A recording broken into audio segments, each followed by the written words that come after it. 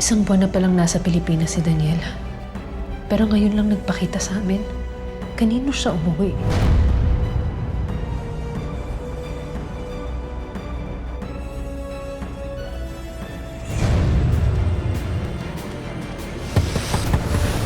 Ngayong alam na ni Grace ang pinakatatagong lihim ng kanyang mister, paano niya haharapin ang katotohanan at ipaglalaban ang karapatan niya bilang tunay na asawa, alang-alang sa anak niyang special child na si JJ. Sundan natin ang mga susunod na tagpo sa part 2 ng Tadhana. Jelay. Jelay, di ka mga to. Ganda ba? Wow, ang taray. Bongga naman yan natin. Diba? Sana available sa anniversary namin ni Daniel.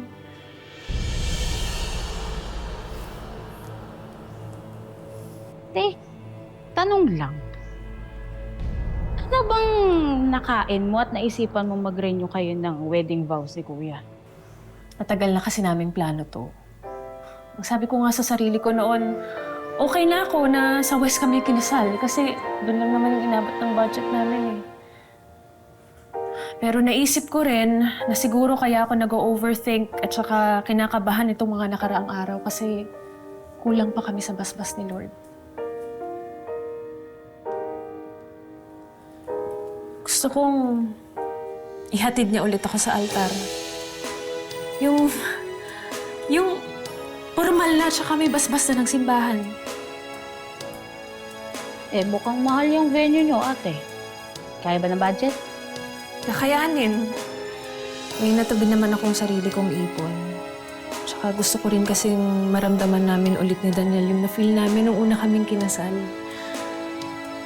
Siguro, kailangan ko lang na maramdaman ulit na mahal ako ng asawa ko para mawala yung pangamba na nararamdaman ko. Basta kung saan ka masaya, dun ako.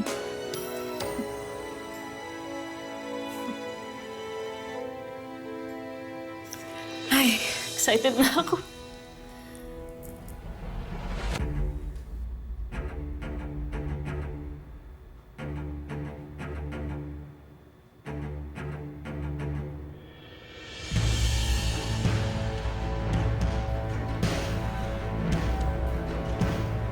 Daniel?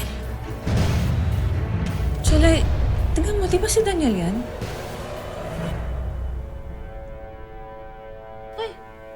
Oo nga, kamukhang kamukha ni Kuya.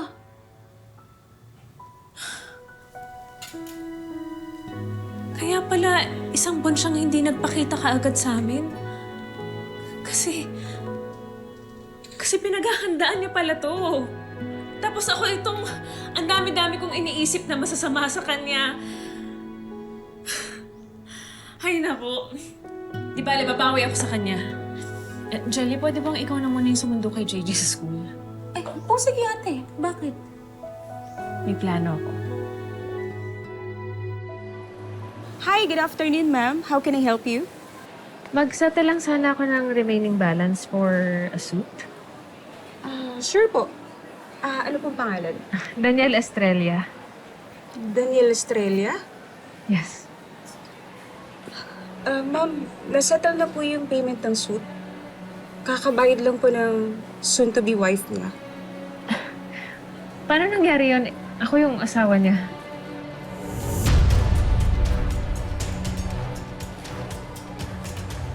Miss, anong pangalan nung nagbayad? Ma'am, pasensya na po. Hindi ko po pwedeng sabihin eh. Sige na naman, oh. Pasensya na po talaga. Bawal po talaga sabihin. May anak akong naghihintay sa akin. Sobrang saya niya na finally na nakauwi na yung tatay niya galing ibang bansa. Pero isang buwan na pala siyang nandito. At ngayon lang namin nalaman. Hindi ako nandito para manggulo, ha? Nandito ako para sa anak ko. Kasi kung alam kong niloloko na ako ng asawa ko, kailangan kong malaman kung may pamilya pa kaming babalikan. Babae ka rin. At kung ikaw yung nasa posisyon ko, hindi ka rin matatahimik. Kung alam mong may tinatago sa'yo ang asawa mo, di ba?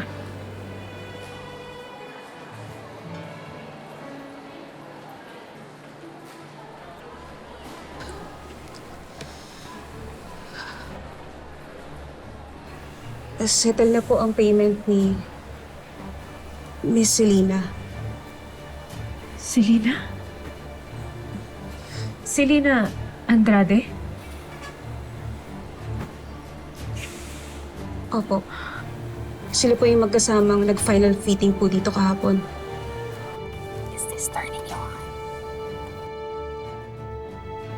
Nandiyan sila yun. May narinig akong boses ng babae. Sigurado ka ba? May picture ka ba nila?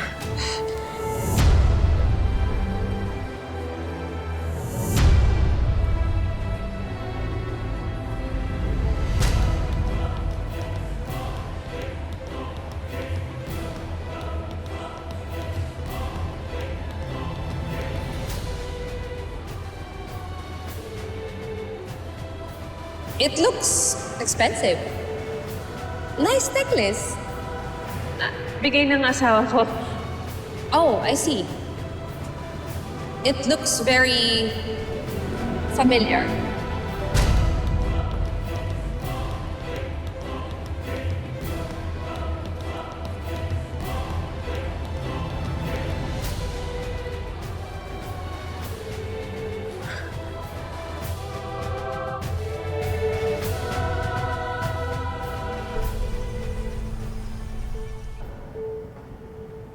JJ, CCR lang si tita. Opo. Okay, very good. Wait lang ha.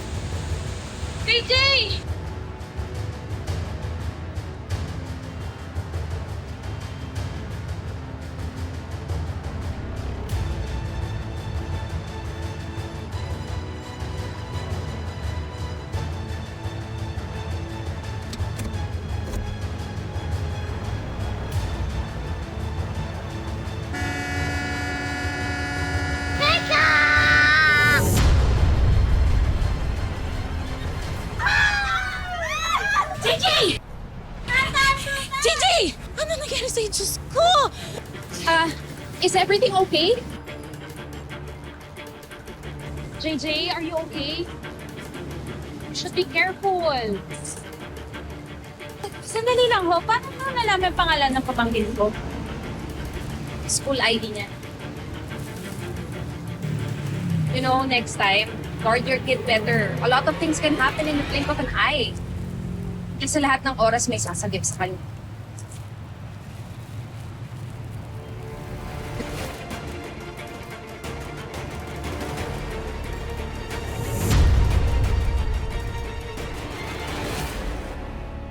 Akala ko ba, Daniel, ihaharap mo na ako sa altar? All this time, may iba ka na palang pinangakuan? Gaano katagal mo na ba akong pinagmumukhang tanga?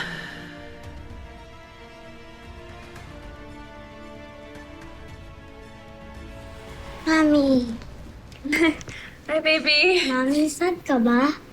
Hindi. Kasama kita eh. Basta magkasama tayo. Happy si Mami. Baby, pwedeng pasok ka muna sa kwarto mo. Mag-uusap lang kami ng Tita Jalay mo. Opo, Mami.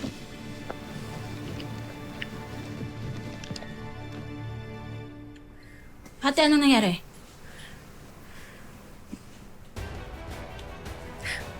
Oh! Sino yung kasama niya? Akala ko, kaya isang buwan siyang hindi nagpakita dahil may sorpresa siya sa akin. Ibang babae na pala yung ihahatid sa altar.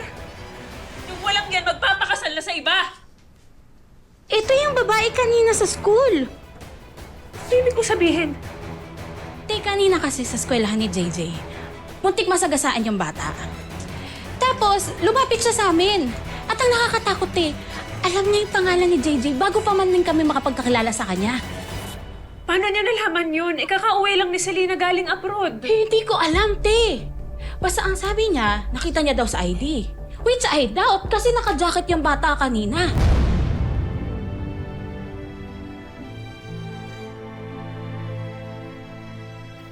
Hindi ko maintindihan kung paano nagawa sa akin to ni Daniel.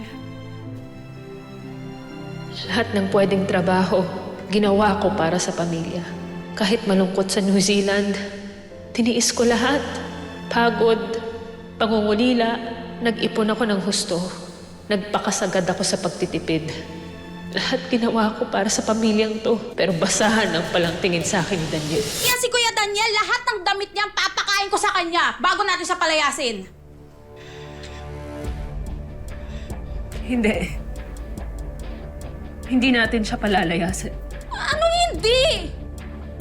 Ate, niloko ka na, tas wala tayong gagawin? Muntik pa mapahamak yung anak mo? Isang buwan na nandito si Daniel. Pero ngayon lang siya nagpakita sa atin. Tapos si Selena nagpakita sa school ni JJ. May plano sila, Jelay. Gusto nilang kunin yung anak ko. Ay, sa ano? Naging kaibigan ko si Selena. Alam ko kung paano siya mag-isip. Kaya nang manira ng buhay para lang makuha yung gusto niya. Kapag nalaman ni Daniel na nabuking natin siya, gagamitin lang niya yung pera at koneksyon ni Selena para itago at itakas sa atin si JJ. So ano ate, anong gagawin natin? Hayaan lang natin sila magpakasal?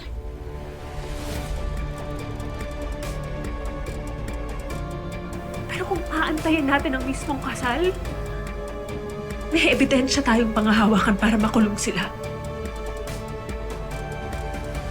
Pinaglaruan nila tayo, di ba? Kaya makikipaglaro din tayo sa kanila. Han, Kanina ka pa ba dyan? kakarating ko lang din. Gusto ka na? Han, Sorry. may problema ba? Hindi, wala. Galing kasi ako sa labas. Kaya baka amoy araw na ako. Hindi Bang-bango kaya na asawa ko. Anyway, may pagkain ba? Oo. Jelay, pwedeng pakihandaan mo na ng makakain yung Kuya Daniel mo. Jelay. Sige, kuya. Salamat. Anong problema nun? Nakipag-away dun sa boyfriend. Nalaman niya kasi na may kabit pala. Mahirap yan. Anyway, tara. Kaya na tayo. Han, tara. Talagang makapal na nga ang balat mo, Daniel. Huwag kang mag-alala. Hahayaan kitang magpakasaya sa panluloko mo. Dahil sa altar na mismo kita gigisingin sa katotohanan. Pagbabayaran niya ni Selena ang bawat luhang pinatak ko.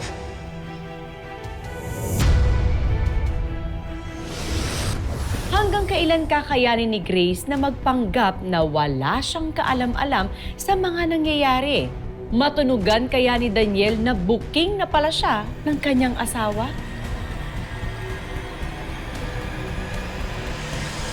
Nancy, sige na naman Ma'am, pasensya na po talaga. Kapag sinabi ko yung location ng wedding ni Sir Daniel, ako po yung malilintikan sa boss ko. Hindi ko naman sasabihin sa kanya na ikaw yung nagsabi. Sige na, ikaw lang natitirang pag-aasa ko. Pasensya na po talaga, ma'am.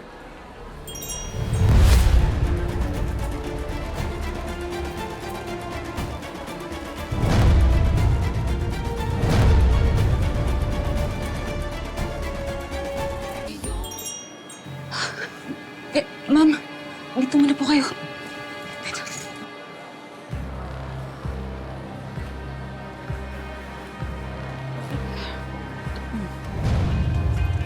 Sir Daniel, Ma'am Selena, good afternoon po. Welcome back. Sir, susukatin na po ba natin ang groom suit? Yes, please. Para kung may mga i-adjust pa, i-adjust na natin. Para umabot rin sa kasal natin. Ano? Sige po, balik po ako, sir. Okay.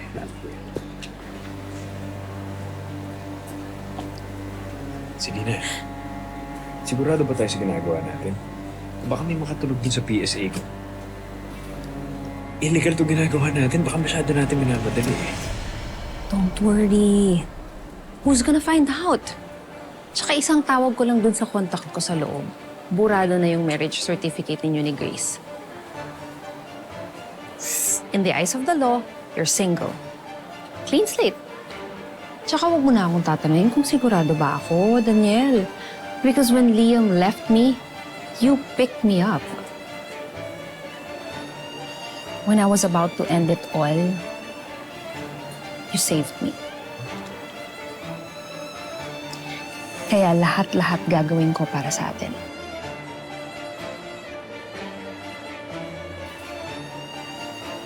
I love you, Daniel. Yeah, okay. I love you too.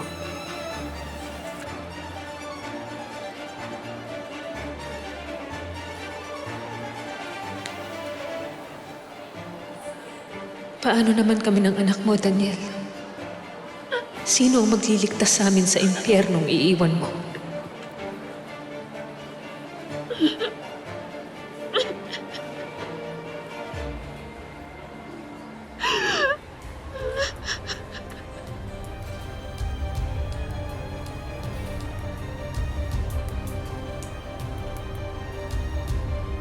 Ano, do you like it? Actually, may vest pa yan sa loob. It looks good on you. Yeah, thank you. Ma'am, coffee niyo po. Thank you, my dear. Well, it looks nice. Wala na mga adjustments na gagawin dito. Thank you, Nancy. Ang sweet niyo naman po. Mukhang exciting ang honeymoon niyo pagkatapos ng kasal, ah. Saan po yung tuloy niyo? Well, actually, do you want some? Na, okay. Sige. For you. We plan to leave the country and manirahan na sa ibang bansa. Kasi isasama na rin namin yung anak namin, si JJ. And ayaw namin siyang lumaki dito sa Pilipinas mag-isa. Yun naman, pahirap ng pahirap ang buhay dito. Yeah, totoo yan.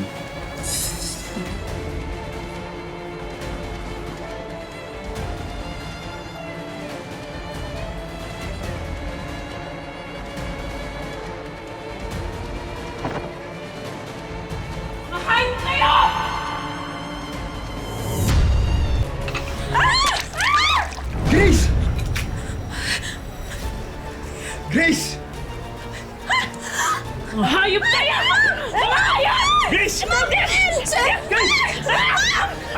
Ano ba?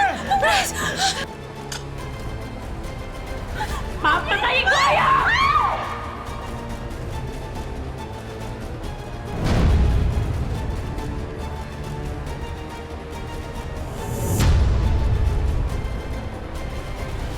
Wait, bakit ngayon ko lang nakita yung damit na yun, Nancy? Gusto ko siyang sukatin. Can I please? Okay po.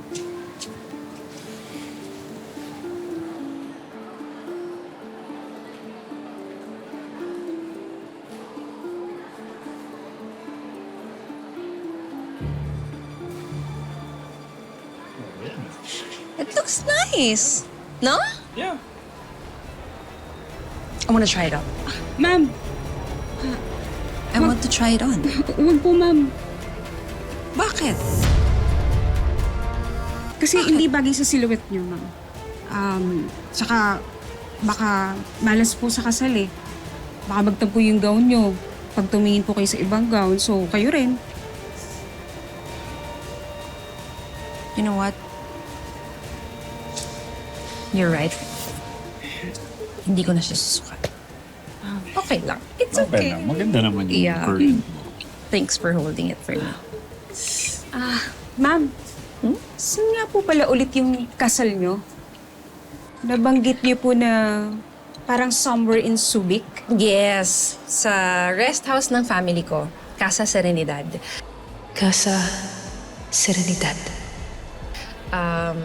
It's very private. Yeah? Kasi gusto namin ng intimate wedding and only the closest people are attending. Yeah. Anyway, I think we're done here. Thank you for the coffee. I am going to put this here. I think we're done here. We'll just come back for this one. Yeah, Thank you this is so okay much, na. Nancy. There. Balikan I ko got na it. lang, ha? Okay. Thank you very Let's go. much, Nancy. Thank you. Balik po kayo, ma'am, Yeah. sir. Ingat po. Okay, thank you. Nancy, salamat ah. Walang anuman, Ma'am Grace. Gusto ko lang po talagang makatulong. Pareho po kasi tayo ng sitwasyon noon. Nangaliwarin yung asawa ko, kaya naiintindihan kita. Pero mas malala yung sa'yo. Ang dami nilang inagaw. Pero sana, Ma'am Grace, hahanap mo yung peace. Yung hustisya na para sa'yo. Sana nga.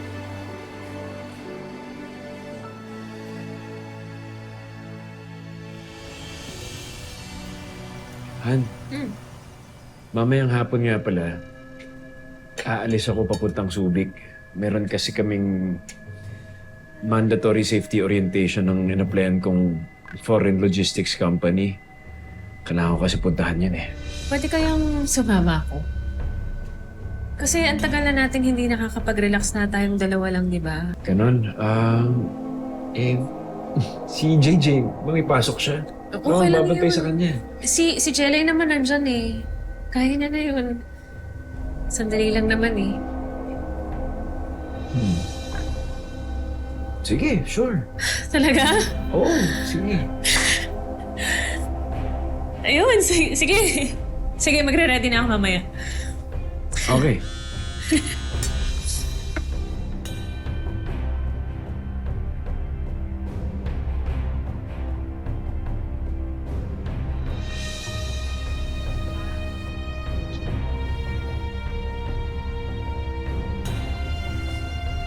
Parang medyo masama yung tiyan ko ngayon.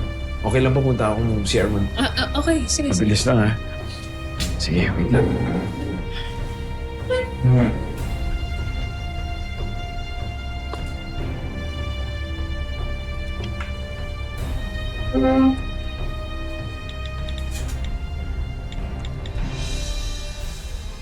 Hello, Jelay. Pumayag na si Daniel na sumama ako sa Subic. Pero tuloy pa rin tayo. Drop off mo lang muna si JJ kila Mama. Tapos sa Subic na tayo magkita. Okay. See you. Yan, Han, okay na. Sorry, kumuha na rin akong inumin para sa'yo. Thank you. Inumin mo na yan.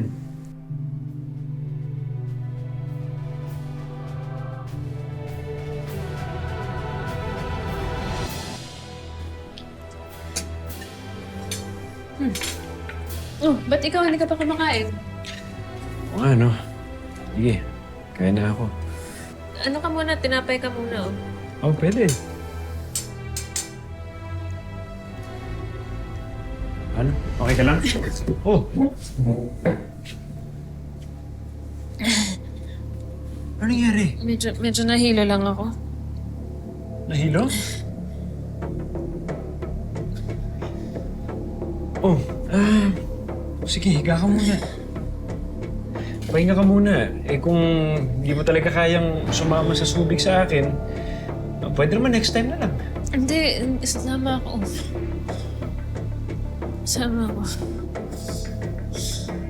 Masyado ka kasing masipag eh. Higa ka muna. Sige, wait lang ah.